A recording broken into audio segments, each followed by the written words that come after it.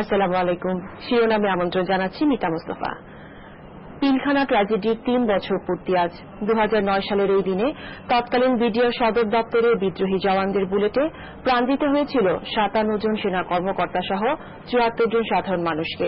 সকালে রাষ্ট্রপতি ও প্রধানমন্ত্রীর প্রতিনিধি, ৩ বাহিনী ও বিজিবি প্রধান সহ আত্মীয় স্বজনরা বনানী সামরিক অবস্থানে নিহত সেনা কর্মকর্তাদের কবরে ফুল দিয়ে শ্রদ্ধা জানান। এদিকে বিডিআর বিদ্রোহ মামলায় বিজিবির ৫৭টি ইউনিটের মধ্যে এ পর্যন্ত বিচার শেষ হয়েছে ৫১টির। সাজা হয়েছে ৩,০০০-এরও বেশি আসামির। আর হত্যা মামলাটি সাক্ষ্য গ্রহণের পর্যায়ে থাকলেও রাষ্ট্রপক্ষের কৌঁসুলিরা জানালেন, বিচার দ্রুত শেষ করতে দ্রুত বিচার আইন যুগোপযোগী করা হচ্ছে। হত্যাকাণ্ডের সময় ব্যবহৃত অস্ত্র ও গোলাবারুদের মামলাটিও অভিযোগ গঠনের অপেক্ষায়।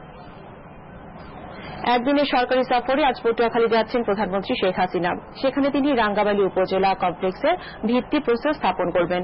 পরে প্রধানমন্ত্রী কুয়াকাটা পৌরসভার ভিত্তিপ্রস্তর এবং ২০ শয্যার একটি হাসপাতাল ও পর্যটন কর্পোরেশনের যুব পান্থনিবাসের উদ্বোধন করবেন।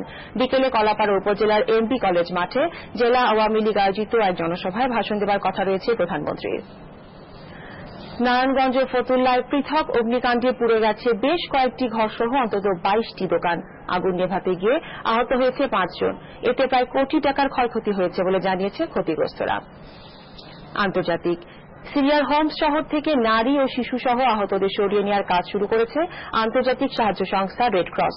সেই সাথে তিউনিসিয়ায় অনুষ্ঠিত ফ্রেন্ডস অব সিরিয়া নামে ৭০টি দেশের প্রতিনিধিদের এক সম্মেলনে অবিলম্বে সব ধরনের সহিংসতা বন্ধের আহ্বান জানানো হয় আসাদ সরকারের প্রতি।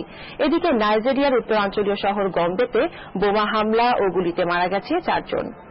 শিরোনাম এটুকুই। ১২টায় রয়েছে মধ্যাহ্নের খবর, দেখার আমন্ত্রণ রইল।